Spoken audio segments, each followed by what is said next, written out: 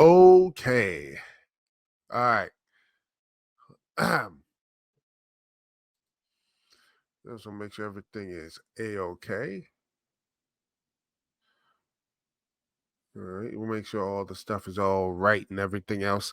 Want to make sure all the things are all this stuff is all the good things here, ladies and gentlemen. Looks like everything is looking to be good. Yes, it is. Hello, ladies and gentlemen, boys and girls, children of all ages. It is me, DCT, back with you once again. And first off, I have to say thank you for everyone at BlurCon. It was amazing. Um, just it was a just one of the best things here I'd ever just you know uh it was amazing. I loved all of it here. It was one of the best things I been to. It was just a like I said, one of the best experience I had in a long time. Seriously, it was one of the most cool places, just relaxing, just good stuff. Shout out to everyone at the panel. It was amazing. I didn't think I would get like 5 or 6. I got like almost the whole room was filled up, and I will definitely show you every little thing about this. And I cannot wait till next year, where I will be there next year, and hopefully I'll get another panel, and it's gonna be so much fun. So I can't wait to see that, and I can't wait to talk to y'all as well. But anyway, I got an update to a story, big update, ladies and gentlemen, of a story of this. I talked about last week about the huge Microsoft new Game Pass stuff. Well, look us on the Twitter and everything, or X or whatever. It looks like there is going to be an appeal about the FTC is calling foul on that, because right here, according to the right here with this Tom Warren says the FTC is calling Microsoft's new Xbox Game Pass standard tier a degraded product. And in a filing with the U.S. Court of Appeals for the Ninth Circuit, the FTC claims Microsoft is exercising market power post merger of Activision Blizzard. And it says right here, they talked about this situation. It says additionally, Microsoft is discontinuing its $10.99, $11 a month console Game Pass product. Users of the product may pay 81% more to switch to Game Pass Ultimate. For consumers unwilling to pay 81% more, Microsoft is introducing a degraded product, Game Pass Standard, at $14.99 a month. This product costs 36% more than the console Game Pass, and with those day one releases, product degradation, removing the most valuable games from Microsoft's new service, combined with the price increases for existing users, is exactly the sort of consumer harm from the merger that the FTC has alleged. Woo! So I don't know if this is going to come forward. I don't know if this is going to be any type of um, consequences for Microsoft. Who knows? They might just hold out the clock to, Trump gets in there or whatever, that sort of stuff. So that could actually happen. So, so yeah. So this could be,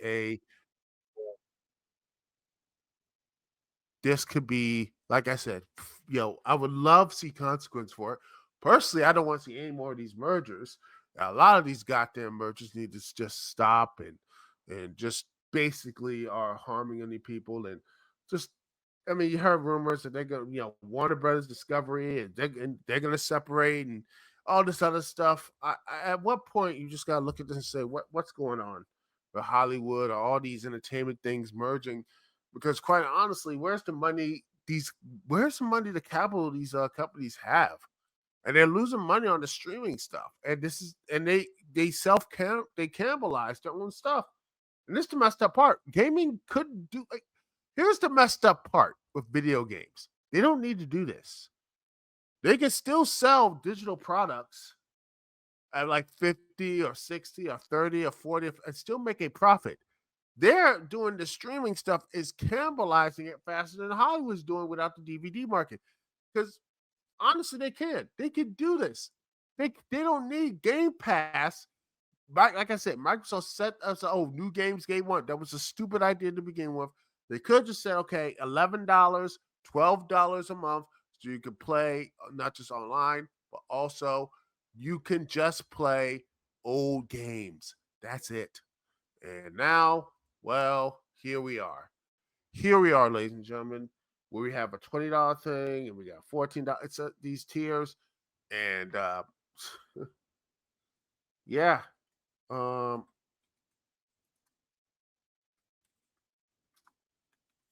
it looks like they're going to it. Mm, it's it looks just terrible and everything.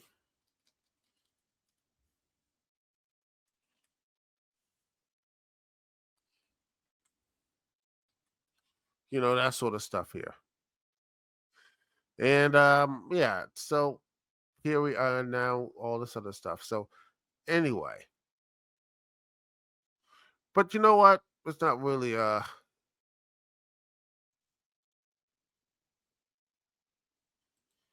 all this stuff anyway. Think about the old stuff that's going away and all the other stuff here. Let's talk a little about this thing here, and I want to move on to another, you know, uh, a company that just has not just lost its way. It's they're maybe trying to do a rebound. Is this? See, right here. Um, I don't want to skip. Oh no, no, no, no, no, no. Oh, no. Oh gosh, no.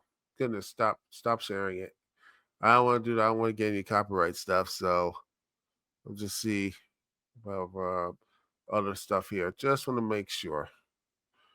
There we are. Much better. Um, anything I could just, it looks like the Russo brothers are in talks to direct the next two Avengers films. Since Marvel is just looking to basically, they're looking to just get out of the Kang business. Which, by the way, I know Jonathan Majors and all the stuff and the drama around him, the casting, the court case, him running away from that woman, all that type of stuff.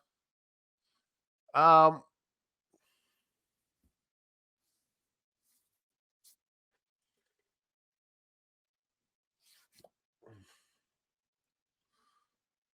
and then all the other situations involving you know him and everything, and then I honestly the way they wrote him, Kang was just horrible. They basically ruined one of the most interesting characters in Marvel history and have him lose. The man lost every single time. He lost against Loki. He lost in Ant-Man. He lost at he lost again in Loki season 2. He is a complete loser. I don't care how badass a person is. When you first saw Thanos, he was just all encompassing bad guy, and you didn't see him until the end. Here, you just like he's loser, he a loser, he a loser, he a loser, he a loser. Oh, when he finally wins, no, you can't introduce someone who's a loser, and you have to keep, say, oh, that's the weaker version. Now the stronger version, or this version, or the dumb version, or this version, or that version. No, it just confuses and alienates your audience. And since phase 4 and phase 5 just look so directionless, so all these TV shows that mean nothing. They called back the Russo brothers to maybe they can fix this. And I don't know who can at this point. They're trying to get another Avengers, not one but two Avengers and everything else. Like they're trying to do, you know, just yeah, the Kang Dynasty thing is done, and the Secret War stuff, and I'm like I said, um,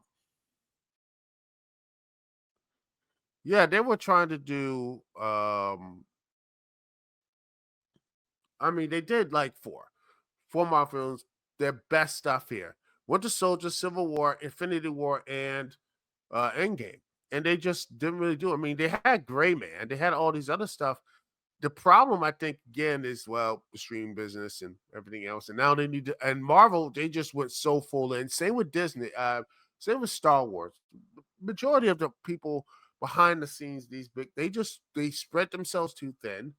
And now they need to come and they need to start cutting costs or whatever. Not that, not with their own salaries, but with other people's salaries and other people's jobs. It's not. I'm not. I mean, you know, they're not Soto Awata, you know, who basically, he was in the game. Like I would go back to video games.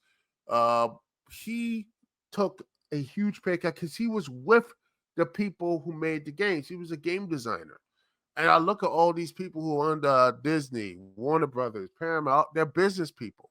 The only one who actually likes movies, who watch movies and were part of movies, who like the film stuff made, is the guy, I think, one of the Netflix, the co-CEO of Netflix. Let me just see who that is.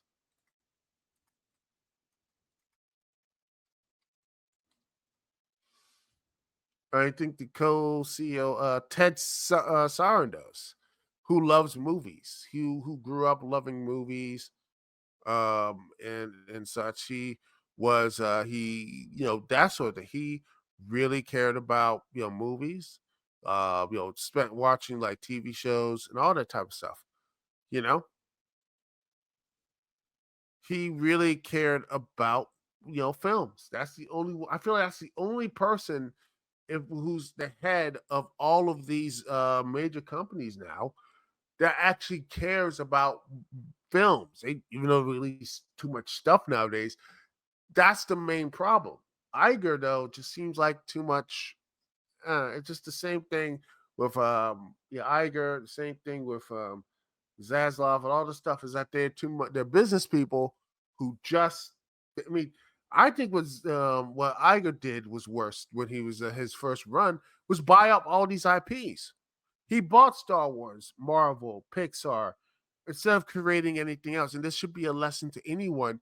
It is good in the long run to create things, to build things on your own so they can stand up on their own instead of just buying over these IPs over and over again. And now these IP, you can't buy yourself out of this debt they have, which to me, the Fox deal and everything else. And now they're going to run back to these two, the Russo brothers. They're going to run back to the Russo brothers. They're going to run back to all these things, run back to it, and hopefully everything works out. They're like, oh, let's hope this works out again. This is again, they're just running back to a nostalgia push to these things, and they're competent. I mean, like I said, these guys are competent. They're very good at what they do, and but I just seem like when you look at this whole MCU stuff, you have Agatha all now. These shows are just the shows are bad. The characters are not really likable. She Hulk, I honestly I didn't even watch that show, and the people who did are just like the way that show was made was terrible because they had the the penultimate episode. The one thing that causes all the stuff crazy was like what the sixth or seventh episode, and they're like, oh, we gotta switch episodes up, and it's like what over all that money wasted. I'm just sitting there. I'm like, who is the financial people behind this? And I know I'm repeating myself about all this stuff. I said this about multiple podcasts, multiple videos, and people who talk offline, whatever. I just like who are the people who are responsible for all this stuff? Who is the money people who just say, "Hey, you need to cut this out. It's not doing well." It's just like y'all just not doing any good with the money. No one's acting like they're good with the money. They're just sitting there like, well, who cares? Oh, okay, let's guess. Like, oh, let's just keep spending money like water. And now, you know, meanwhile,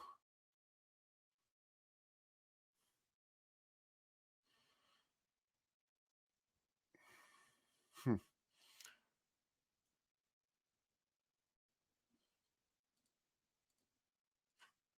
oh, Oh, by the way, Linda McMahon's on the speech of the C-SPAN.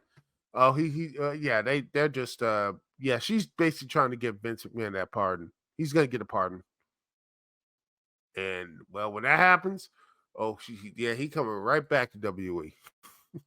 He's gonna buy all that out.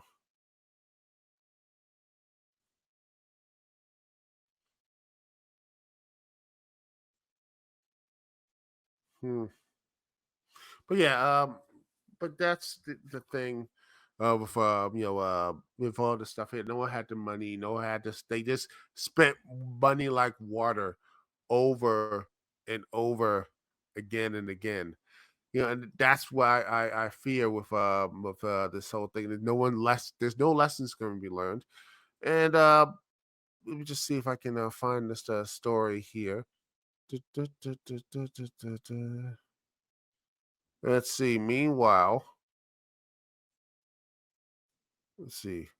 No. Here we are. So we got WE and all this other stuff. Let's see if I can get this website to load. And here we are. The Peacock is hiking prices up for the second time in 2 years. And the reason why they did this is because, well, let's be honest, the Olympics and everything. And it's just they're keeping that hold because again, there's no money in streaming.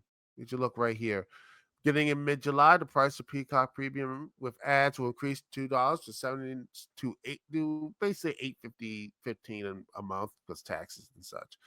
The Peacock Premium is $13.99, and then the Premium Plus is going from like yada yada yada with mostly ad free. AKA they're gonna still put ads and everything. So yeah, the new ads will be doing this the prices in July 18th. Well, today actually. So yeah, this is going to continue right now because they are, like I said, Peacock is, they are just only 34 million subscribers. Yeah, I mean, they are not even close to the whole Netflix, Disney, Max, all of them. They're not even close, and they're raising their prices. Max is raising their prices. Disney raising their prices. Netflix are raising their prices, and it just comes right back to the whole situation about there's no money in streaming, and they put all their studios put their time and money on these shows and mini. Basically, I'm not calling She-Hulk and all them. They're just mini series. All right, they're mini series like over 200 million, 300 million, $400 million miniseries, and they just wasted time and money on it. They wasted all that time and money, and now their blockbusters are not blockbusting anymore, and they have to go back to the well and try to hire these two for the Avengers, which is at this point, who was that main antagonist? Who is that main person? It ain't gonna be Kang, because honestly, Kang has been shown to be so incompetent that at this point, when I keep back to wrestling, I think even the Undisputed Kingdom has much more of a threat. No, scratch that. The Dark Order has more threat. You know what? Scratch that. Scratch that. Scratch that. Judgment Day are more threatening than Kang. Seriously, Dominic Mysterio and his goddamn mullet is more of a threat than actually Kang in his last movies. Whatever. It's sad. It's sad that we got to this position, but you know what? They made it that way. And now with this King storyline gone, and they're probably gonna put in Doctor Doom. They got to put in maybe Galactus. They might put in I don't know the Mole Man, but it is gonna be a stain. It's gonna take a while to the MCU to clean up. And I honestly think DC is gonna be the one to first clean that up to start getting there, get some good hits in. Again, I think Superman is gonna be a big thing. I think Lanterns are gonna be good. And when Paradise Lost hits, I truly believe that's going to be the biggest hit of their thing. I think it's going to be very big. Trust me on that. Anyway, that's all I have to say about this subject. And I will talk to you about my next one is Dynamite, 215 episodes.